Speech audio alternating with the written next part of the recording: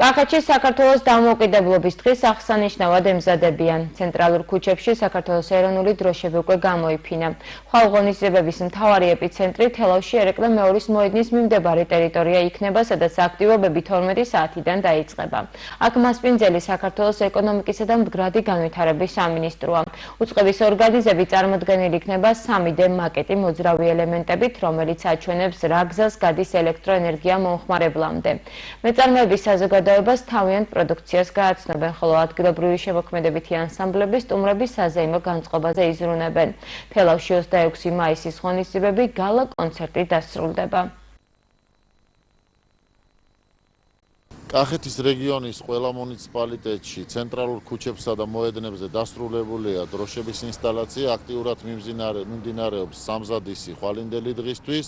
8 მუნიციპალიტეტში აქტიურად იქნება ხვალ წარმოდგენილი როგორც კულტურული, ასევე შემეცნებითი და სპორტული ღონისძიებები.